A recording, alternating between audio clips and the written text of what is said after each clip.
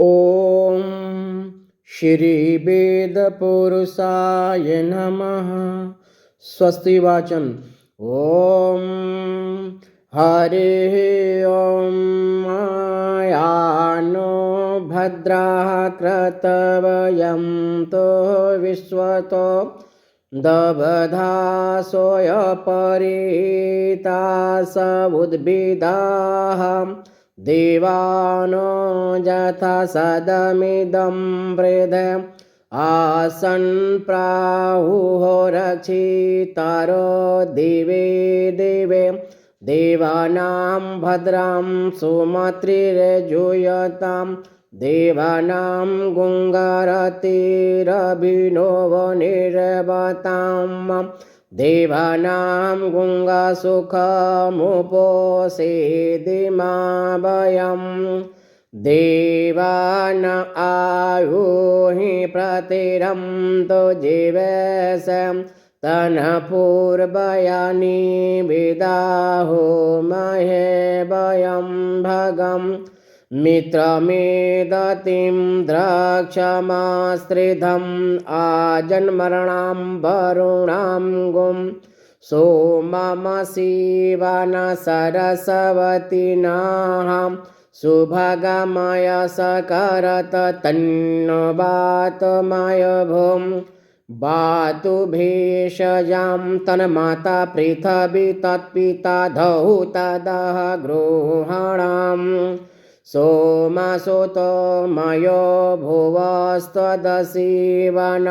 शृणत दृष्टाय जुवं तमीशानं जगतयस्तु सम्पत्तिं ध्येयञ्जनहो महसे हुमये वयं पुषाणोऽहं यथ विदसामसदवृद्धैरक्षितः पायुरद्भदय स्वस्तये ॐ हरिः ॐ मा स्वस्ति न इन्द्रो वृद्धस्रवाः स्वस्ति नः पूषा विश्ववेदाः स्वस्ति न नक्तारक्षो वरिष्ठनेमि स्वस्ति नो बृहस्पतिं दधातु ॐ प्रीखदाद्वयं मरुताः प्रीशनामात्रः शुभं जो वाववेदथेषो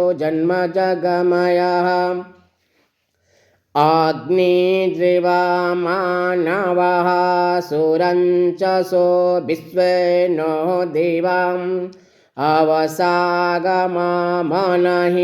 भद्रं कर्णेभिः शृणुयाम् देवा भद्रं पश्चिमे माभिजयत्र यत्रां ये स्तुष्टवे तुष्ट्वाय गुं समस्तनिभृवसेमहि देवहितं यदा हि सतमं न शारदयं तदेवां यत्र नश्चक्राजरं सन्तनो नाम पुत्रास यत्र पितृभवन्ति मान मध्याये ऋषि संत्रयोगवन्तोः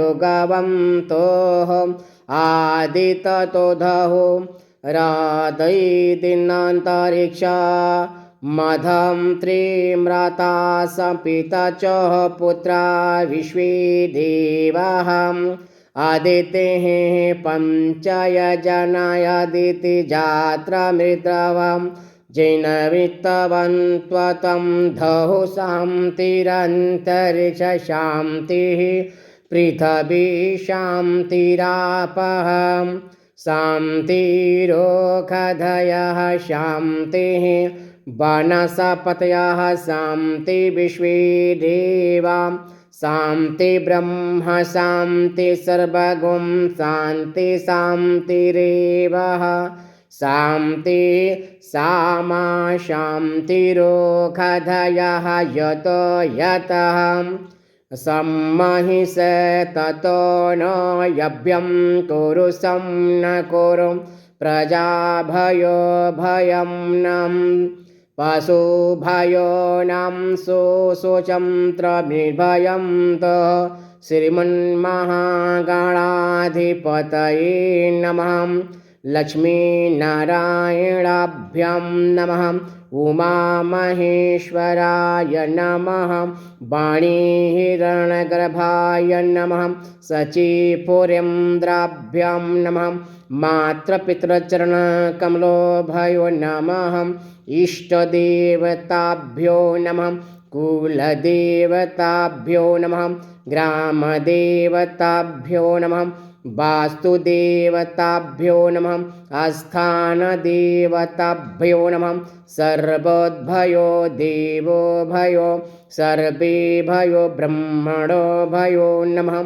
ॐ सिद्धिबुद्धिसहिताय श्रीमन्महागणाधिपतये नमः।